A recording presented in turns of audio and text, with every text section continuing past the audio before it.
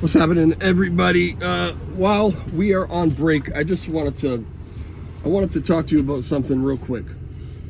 Yesterday, I made a short of one of my videos, my most recent video, and I made the point through some text that was on it that Terra Classic doesn't really have an identity.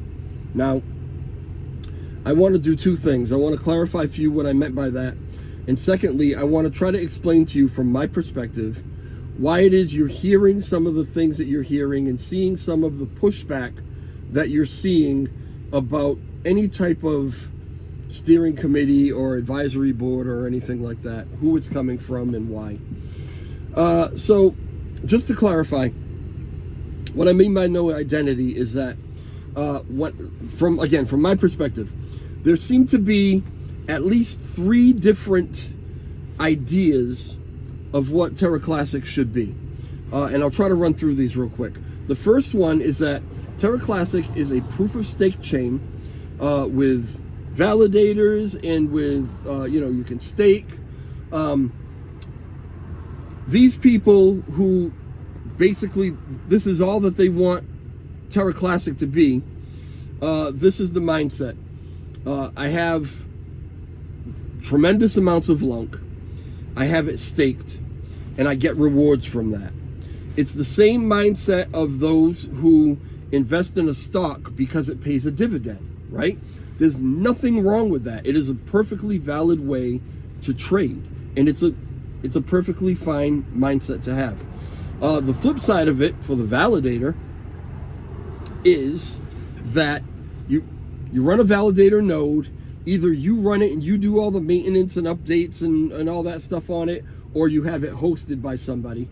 If you do the updates, well then, you got to manually do the updates as they come out. I don't know how often they come out. It's not like you're sitting there it's not like a 9-to-5 job, you know what I mean? You do them when they come out. You pay attention to what's going on, hopefully, if you're a good validator, as far as the proposals that are coming out, because you've got to vote on them. And so you cast your vote. You have people delegating to you. Now, you have some validators who are running in the red. Basically, they don't even have enough delegations to pay the fees and whatever else there is to pay to run this validator. So they're either doing it strictly for the love of it, because it's good to have validators validating the transactions or whatever. I mean, it keeps the chain strong. Or they're hoping one day to have enough delegators where they can actually make a buck, right? It is a business. So for the validators who are already doing really well, have a lot of people that are staking their LUNC with them. They're able to pay all their fees. They're making a business out of it, right? They're actually making money from it. And so they also, comes along with that, they have a higher amount of voting power percentage. So when a proposal comes out, they can vote on it as the validator, and they have some effect, some measurable effect on the course of the chain, the path of the chain.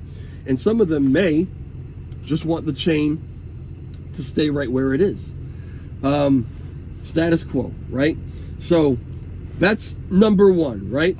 Proof of stake, validate, collect money from rewards, or on the validator side, get that Oracle pool or whatever it is. You kind of get paid from that if you're doing well. That's that. The second way, or the second perspective, is for people who are thinking to themselves, we need people building on this chain. We need L2 stuff. We need D-apps. We need these projects like Juris, that kind of thing, right? Like Cat with Hat. Whatever, right? Because they think that, well, if you have these things, then you bring more people in who are doing transactions, and that affects it, the burn, if there's a burn. Bottom line is, the more people you bring into, you give them a use case, the more people that you bring into the chain, in theory, the higher the price can potentially go, because volume is king, right? We're heading into a bull market. It's kind of not a bad way to think about it. But anyway, that's that section of people, right?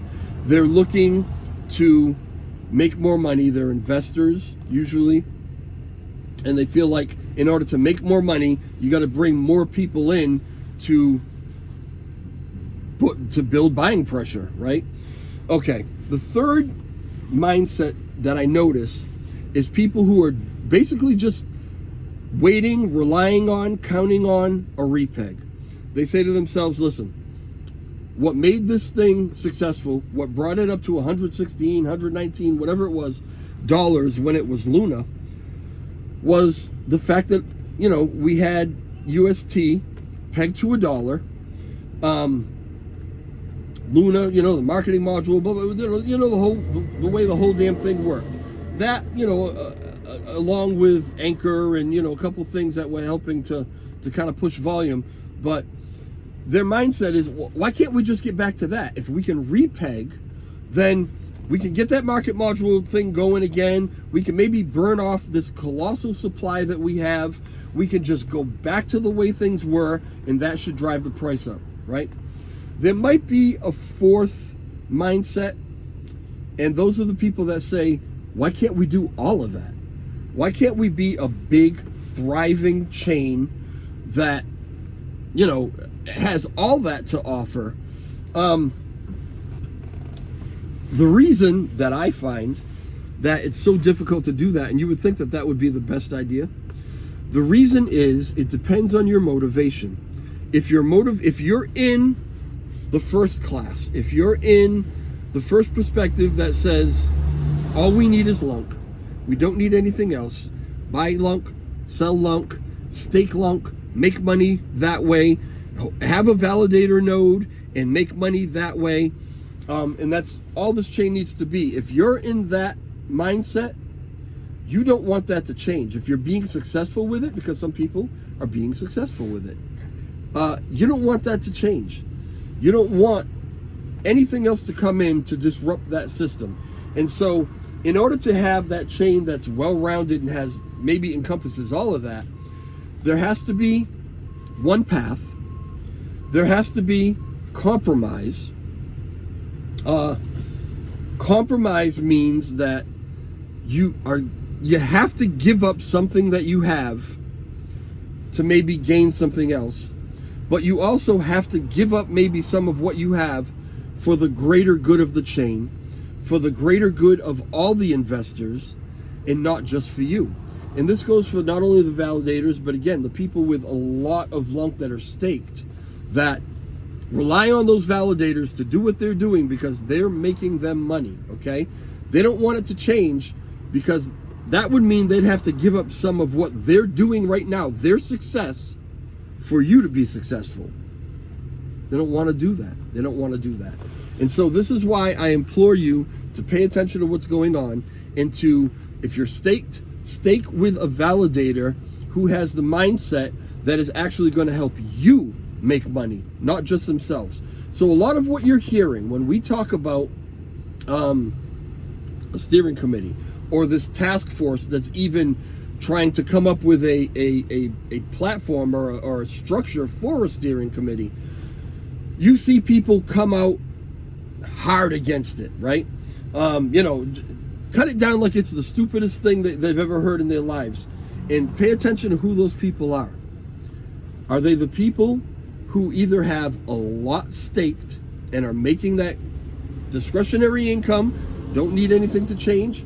Are they the validators who are the bigger validators who are making money from their node and don't really want some steering committee coming in to say, hey, listen, we might do things a little differently than what has been working so far for you because we're trying to make money for everybody, not just for you? They don't want that.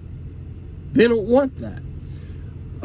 That's not the original vision of this chain. The original vision of this chain was basically to help the people who had originally lost in the crash, help them regain their money back, right? That was the goal of rebuilding Terra Classic. That's gone by the wayside because certain people, certain greedy people, have realized that they can make money just the way things are. It's decentralized, right? So I've got the opportunity to come in and do what I want to do and make money, put food on my table. And if making money this way keeps somebody else from making money, don't even think about that, okay? My delegators are making money, right? I'm paying them their rewards, so this is how they justify it in their minds. You need to be conscious of this. So whenever you see these tweets or whatever that come out that, you know, are very passive aggressive or sometimes outwardly aggressive toward this idea of a steering committee that would actually try to give Terra Classic an identity, try to get everybody to collaborate and work together for the greater good. When you see these things that come out against it, pay attention to who's saying it. And then think about, why are they saying it? Are they working for you? Or are they trying to keep the status quo because right now it's working for them? That's up to you. Pay attention to it. And if you're validated, if you're staked with these particular people, and you're wondering why they seem to be doing real well, but you're not doing so well, then maybe, just maybe, you should be validated with somebody else.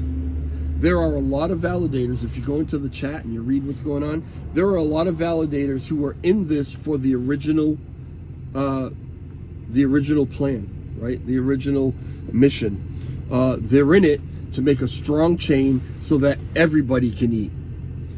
Those are the ones you should be validated with, just my opinion. Leave your comments, do whatever you want to do. Talk to you later. Ciao.